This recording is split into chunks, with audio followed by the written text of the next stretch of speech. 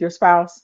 I mean, I'm sitting here listening to you guys, and I'm thinking about years 1 through 5 of my marriage. You know, I was 23 when I got married. I was still in college when I got married. I'm a member of a sorority, so there were, and I pledged right before I got married. So that's why when I told you guys earlier, I have a story for this. You know, when I my anniversary for me, you know, crossing into my sorority when it comes up every year. Normally, I hang out with my line sisters. Shout out to FD9. And I remember one year we were going to stay downtown. We were going to get a hotel room, whatever. And my husband was just like, "This is not a good idea. I don't want you to stay downtown with them." And so, you know, being a young wife, being early in my marriage, I was very oppositional. It was like I had not learned that we were like on the same team. It was okay, I'm team wife, but I got to preserve my individuality away from you. So it's like, okay, you can't tell me where I can't lay my head at night, you know. And long story short, it caused a really big argument between us. I ended up staying with them overnight.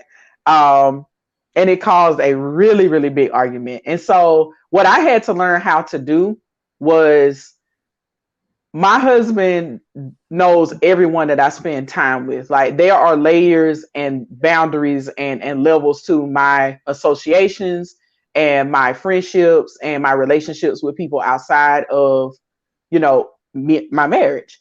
And so now it's more so like we have, you know, when you value something, you live your life in a way where you're protecting what you value. And I think over the years, these last 17 years, we've clearly shown each other that we value each other. So now it's gone from, okay, who you hanging out with tonight, or when is this event, or who gonna be there, or why you didn't invite me, to, okay, babe, have a good time.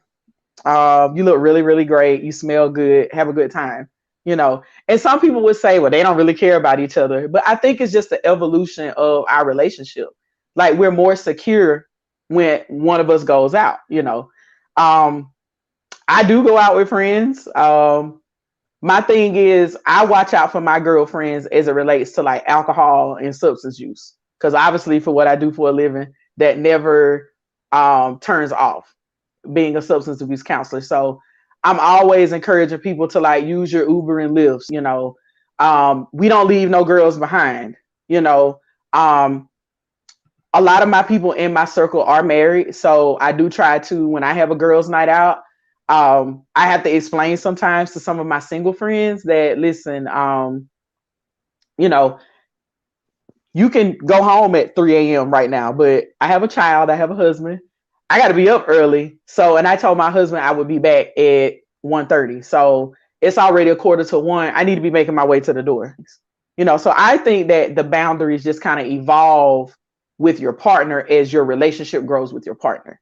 You know, and then there's some things that we agreed with day one of marriage that, you know, we know we hold true today. You know, one of our things is ain't nobody coming back home.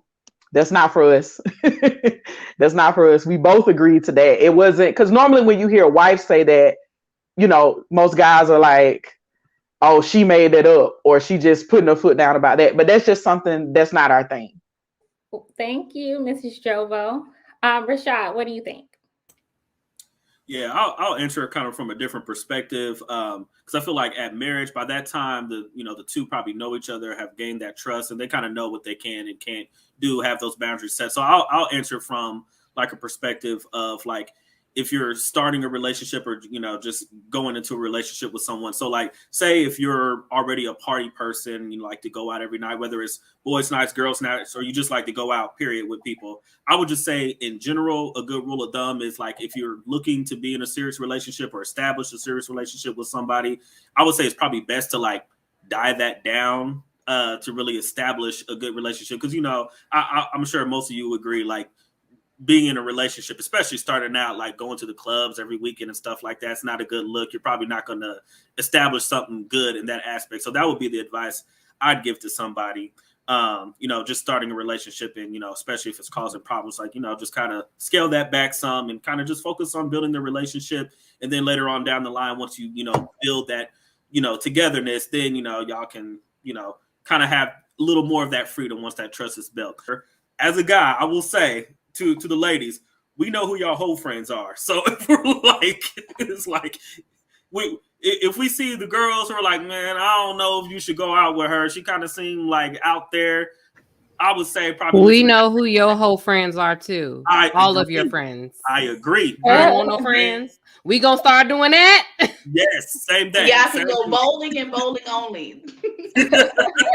Yeah, so like, I would say with new friends too, like, I would say it's best to try to, get to know each other, because again, you're moving as a couple, so get to know each other together, and then so you can establish that relationship. But from the husband's perspective or the wife's perspective, or the boyfriend girlfriend, if like you said, Cannon, if it's a whole guy friend, and from the man's perspective, it's like, man, I don't trust her. You can't be going out with her. You shouldn't be going out with her.